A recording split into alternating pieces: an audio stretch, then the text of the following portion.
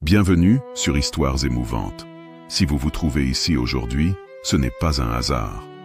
Préparez-vous à embarquer dans un voyage fascinant qui pourrait bien changer votre perception du monde qui vous entoure. Dans cette vidéo, nous allons explorer une question qui bouleverse les cœurs et les consciences. Les signes de Dieu sont-ils réels? Ce qui s'est passé aux États-Unis bouleverse les chrétiens. Des événements mystérieux, des témoignages bouleversants et des coïncidences troublantes. Sont-ils de simples hasards ou des manifestations divines destinées à nous envoyer un message puissant? Ce récit n'est pas seulement une histoire, c'est une invitation à réfléchir, à ressentir et peut-être même à croire. Alors, restez avec nous jusqu'à la fin pour découvrir ces mystères fascinants et n'oubliez pas de vous abonner à la chaîne Histoires émouvantes pour ne rien manquer de nos prochaines révélations. Laissez un like si ces histoires vous inspirent et partagez vos pensées dans les commentaires. Maintenant, plongeons ensemble dans ce récit incroyable qui pourrait bien changer votre vision du monde. Tout a commencé par un événement apparemment anodin dans une petite ville du Midwest américain. Un matin ordinaire, sous un ciel gris d'automne, les habitants de Cedarville se sont réveillés pour découvrir quelque chose d'étrange. Une croix lumineuse apparut sur la façade d'une église vieille de plus de 100 ans. Ce n'était pas de la peinture, ni un reflet. La lumière semblait émaner des briques elles-mêmes. Rapidement, la nouvelle s'est répandue comme une traînée de poudre. Les habitants, curieux et intrigués, se sont rassemblés devant l'église. Certains prétendaient y voir un signe divin, d'autres parlaient de canulars. Mais ce n'était que le début. Ce qui allait suivre bouleverserait non seulement Cedarville, mais le monde entier. Des témoignages ont commencé à affluer. Des personnes affirmant avoir vu des figures angéliques dans le ciel, entendu des voix murmurant des versets bibliques, ou même avoir été témoins de guérisons miraculeuses. Les sceptiques parlaient d'hallucinations collectives, mais les croyants y voyaient la main de Dieu. Mais pourquoi Cedarville? Pourquoi maintenant? Les questions se multipliaient, et les réponses restaient hors de portée. Cependant, un homme allait jouer un rôle crucial dans cette histoire. Le pasteur Thomas Everett, humble et dévoué, était connu pour sa foi inébranlable. Lorsqu'il a pris la parole pour déclarer que ces signes étaient réels et porteurs d'un message urgent, le monde entier a commencé à prêter attention. Que signifiaient ces signes? S'agissait-il d'un avertissement, d'un appel à la foi, ou d'autres choses encore? Au fil des jours, de nouveaux phénomènes étranges allaient venir renforcer le mystère. Restez avec nous, alors que nous plongeons plus profondément dans les détails intrigants de cette histoire bouleversante. Tout a commencé par un événement apparemment anodin dans une petite ville du Midwest américain. Un matin ordinaire, sous un ciel gris d'automne, les habitants de Cedarville se sont réveillés pour découvrir quelque chose d'étrange. Une croix lumineuse apparut sur la façade d'une église vieille de plus de 100 ans. Ce n'était pas de la peinture, ni un reflet. La lumière semblait émaner des briques elles-mêmes. Rapidement, la nouvelle s'est répandue comme une traînée de poudre. Les habitants, curieux et intrigués, se sont rassemblés devant l'église. Certains prétendaient y voir un signe divin, d'autres parlaient de canulars. Mais ce n'était que le début. Ce qui allait suivre bouleverserait non seulement Cedarville, mais le monde entier. Des témoignages ont commencé à affluer. Des personnes affirmant avoir vu des figures angéliques dans le ciel, entendu des voix murmurant des versets bibliques, ou même avoir été témoins de guérisons miraculeuses. Les sceptiques parlaient d'hallucinations collectives, mais les croyants y voyaient la main de Dieu. Mais pourquoi Cedarville? Pourquoi maintenant? Les questions se multipliaient, et les réponses restaient hors de portée. Cependant, un homme allait jouer un rôle crucial dans cette histoire. Le pasteur Thomas Everett, humble et dévoué, était connu pour sa foi inébranlable. Lorsqu'il a pris la parole pour déclarer que ces signes étaient réels et porteurs d'un message urgent, le monde entier a commencé à prêter attention. Que signifiaient ces signes? S'agissait-il d'un avertissement, d'un appel à la foi, ou d'autres choses encore? Au fil des jours, de nouveaux phénomènes étranges allaient venir renforcer le mystère. Alors que Cedarville était déjà sous le choc de l'apparition de la croix lumineuse, Les témoignages de phénomènes inexpliqués se multiplièrent. Chaque jour, de nouvelles histoires émergeaient, certaines si incroyables qu'elles semblaient défier la raison elle-même. Pourtant, ceux qui racontaient ces événements parlaient avec une telle conviction que même les plus sceptiques commençaient à se demander s'il n'y avait pas une part de vérité. L'une des histoires les plus poignantes fut celle de Mary Jenkins, une mère célibataire de 38 ans. Atteinte d'une maladie dégénérative qui la laissait en fauteuil roulant depuis des années, elle avait perdu tout espoir de retrouver un jour sa mobilité. Pourtant, lors d'une veillée de prière organisée devant l'église, quelque chose d'extraordinaire se produisit. Mary affirma avoir ressenti une chaleur intense parcourir tout son corps. Sous les yeux ébahis de dizaines de témoins, elle se leva lentement de son fauteuil et fit ses premiers pas en plus de 8 ans. La vidéo de cet instant devint rapidement virale, attirant l'attention des médias internationaux. Les chaînes de télévision affluaient à Cedarville pour interviewer Mary et les autres témoins. Les médecins qui la suivaient ne pouvaient expliquer ce qui s'était passé. Était-ce un miracle ou une simple rémission inexpliquée? Les débats faisaient rage. Mais ce n'était pas le seul événement troublant. D'autres habitants rapportèrent avoir vu des anges dans le ciel, parfois accompagnés d'une lumière dorée semblant danser au-dessus de la ville. Les scientifiques attribuèrent ces apparitions à des phénomènes météorologiques rares, mais ceux qui avaient été témoins de ces visions n'étaient pas convaincus. Un autre récit marquant fut celui de John Miller, un agriculteur local connu pour son scepticisme face à la religion. Une nuit, alors qu'il inspectait ses champs, il affirma avoir entendu une voix lui murmurer « Prépare ton cœur, le temps est proche ».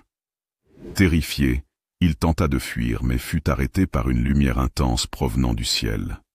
Le lendemain, il se présenta à l'église, bouleversé et en larmes, demandant à être baptisé.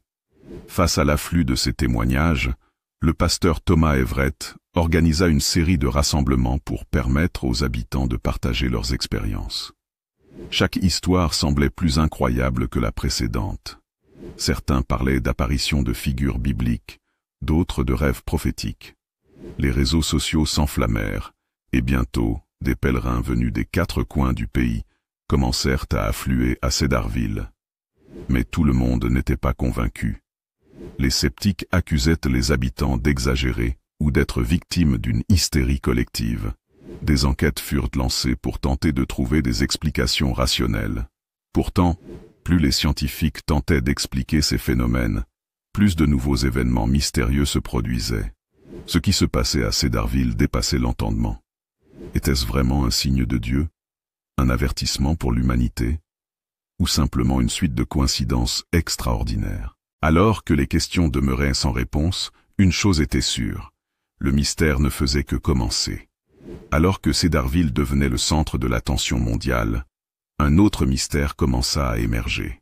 Les phénomènes étranges ne se limitaient plus aux apparitions et aux guérisons miraculeuses. Les habitants commencèrent à signaler la présence de symboles étranges apparaissant dans des endroits inattendus, sur les murs, dans les champs, et même dans les livres anciens de la bibliothèque locale. Le plus intrigant de ces symboles était un motif complexe rappelant l'arbre de vie mentionné dans la Bible.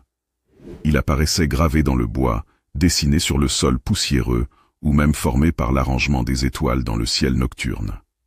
Les spécialistes des textes religieux, appelés à enquêter, affirmèrent que ce symbole avait une signification profonde. Certains y voyaient un message divin appelant à la rédemption, tandis que d'autres pensaient qu'il annonçait un événement majeur à venir. Parmi les personnes fascinées par ces découvertes, se trouvait le professeur Rachel Hawthorne, une éminente théologienne spécialisée dans l'étude des prophéties bibliques. En examinant les symboles et en les comparant aux textes anciens, elle remarqua une correspondance frappante avec les versets de l'Apocalypse.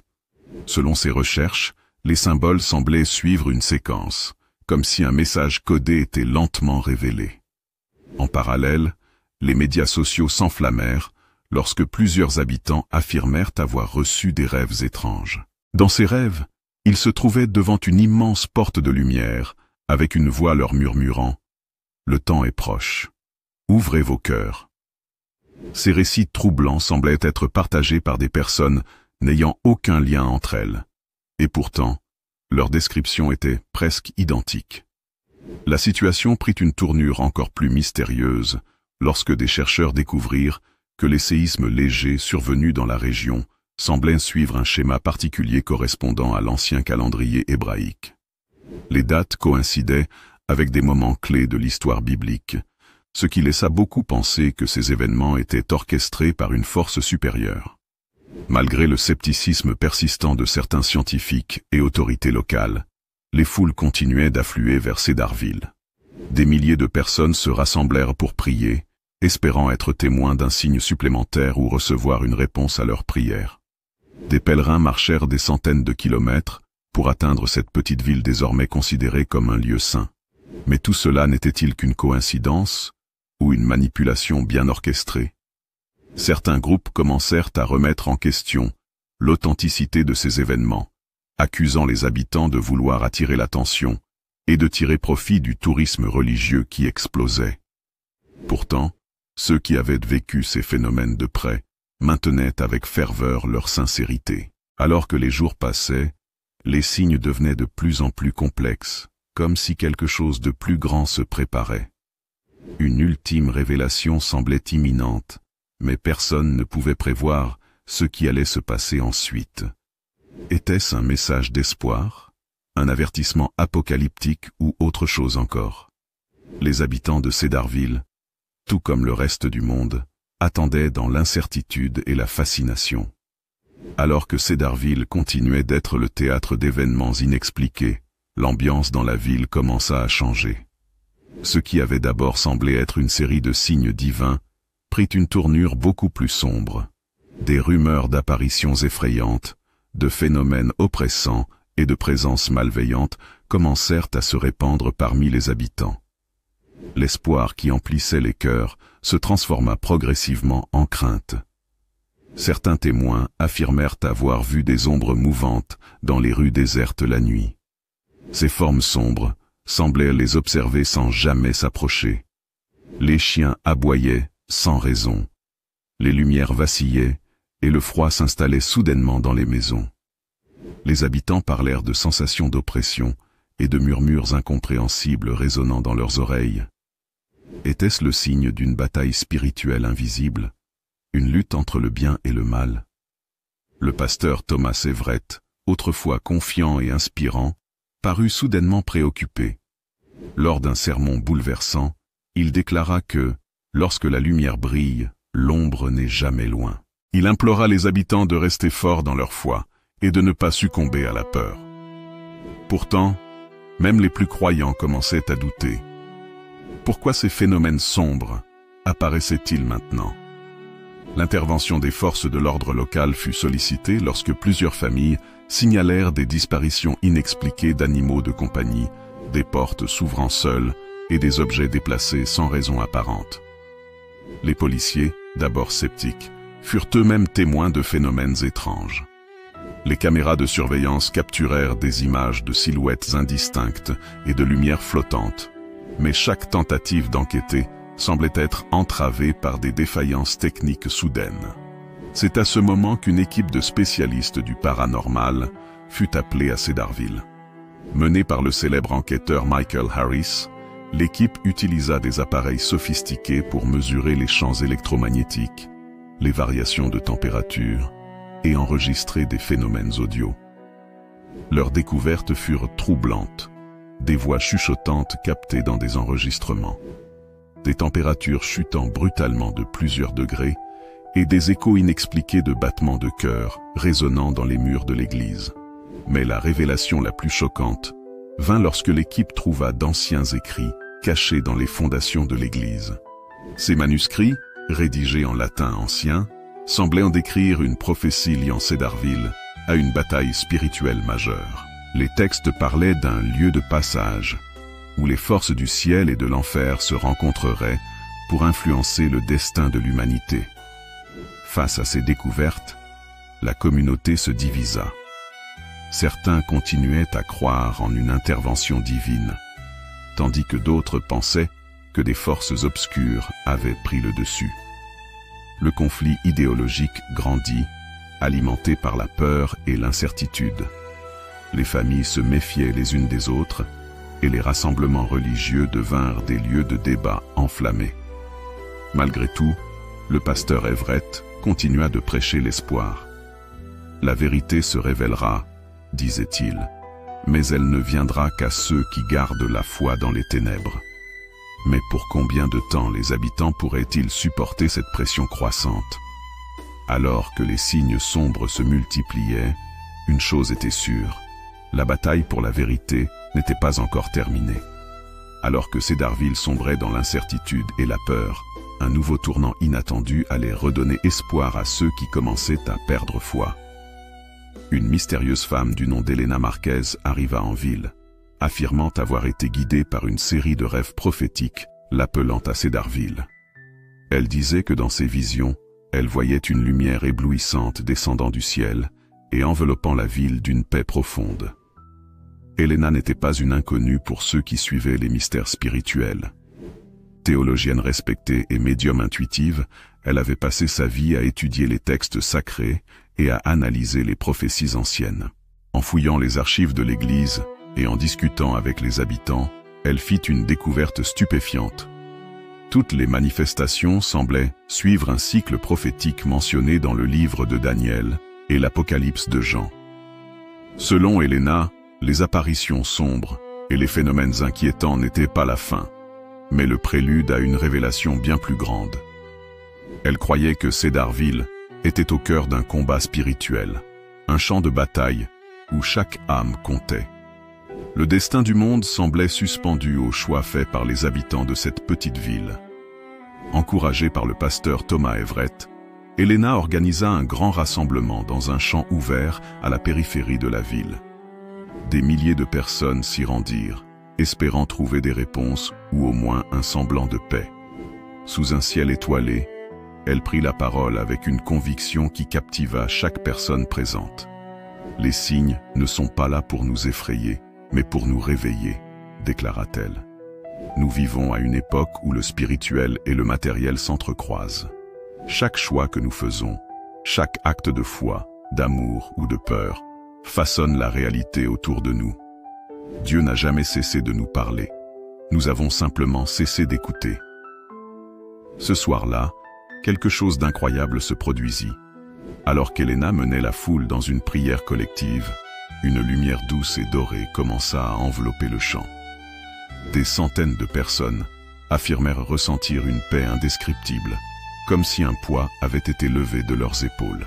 Certains tombèrent à genoux en larmes, d'autres levèrent les mains vers le ciel dans un élan de gratitude.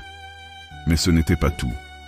Des symboles lumineux apparurent de brièvement dans le ciel, ressemblant aux écritures anciennes mentionnant l'alliance de Dieu avec l'humanité. Les scientifiques présents sur place captèrent les étranges phénomènes, mais furent incapables de fournir une explication rationnelle. Après cet événement, les tensions dans la ville commencèrent à s'apaiser. Les conflits cessèrent peu à peu, et les habitants commencèrent à se rassembler non plus par peur, mais par espoir. Helena expliqua que le message était clair. Le changement ne venait pas d'interventions miraculeuses, mais de la transformation des cœurs. Cependant, elle avertit que tout n'était pas terminé. « Il reste une dernière étape, » dit-elle. « Le véritable test approche, et c'est là que nous découvrirons si notre foi est assez forte pour embrasser la lumière ou succomber aux ténèbres. » Cedarville était désormais prête pour la dernière épreuve. Mais personne ne savait exactement ce qui allait arriver. Le soleil se levait sur Cedarville, mais ce n'était pas une aube comme les autres. Une tension palpable flottait dans l'air, comme si le monde retenait son souffle. Les habitants, qui avaient déjà tant traversé, savaient que le moment tant attendu ou redouté était enfin arrivé. Depuis la nuit des événements prophétiques menés par Helena Marquez, les phénomènes s'étaient intensifiés.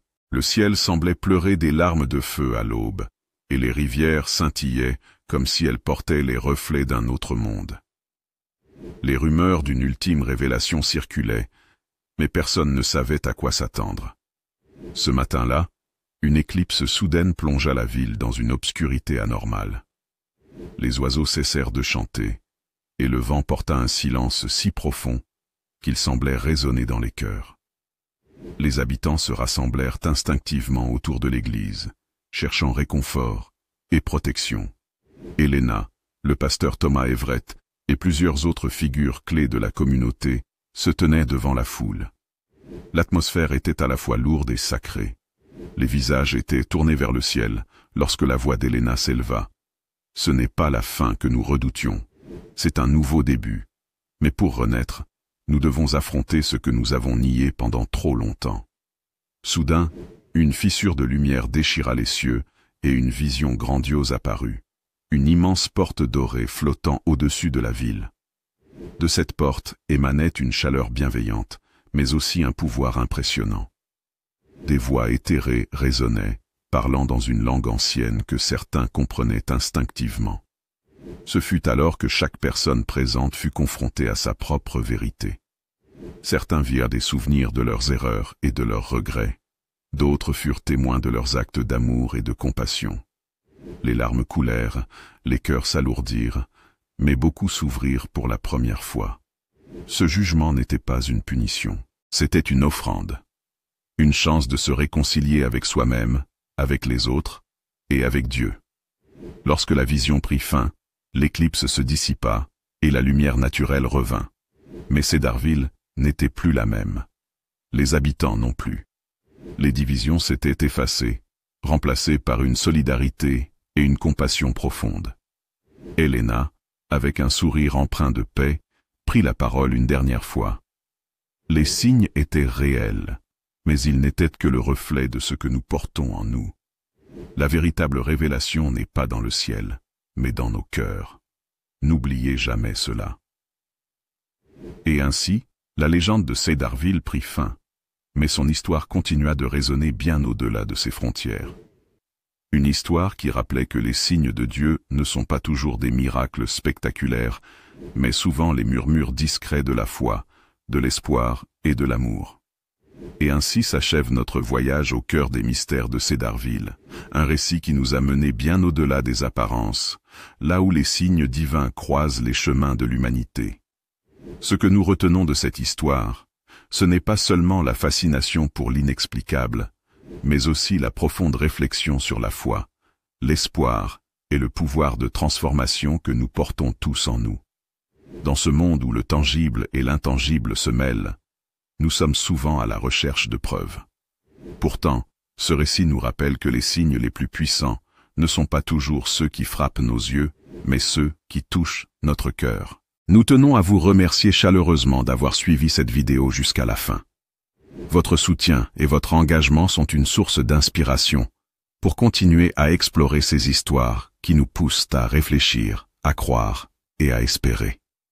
Si cette histoire vous a touché, n'oubliez pas de liker la vidéo et de vous abonner à notre chaîne Histoires émouvantes pour ne rien manquer des prochains récits. Partagez cette vidéo avec vos proches, car parfois, une simple histoire peut changer une vie. Merci encore d'avoir été avec nous dans cette incroyable aventure. Prenez soin de vous, gardez la foi, et souvenez-vous, les signes sont partout, il suffit d'ouvrir les yeux et le cœur pour les voir.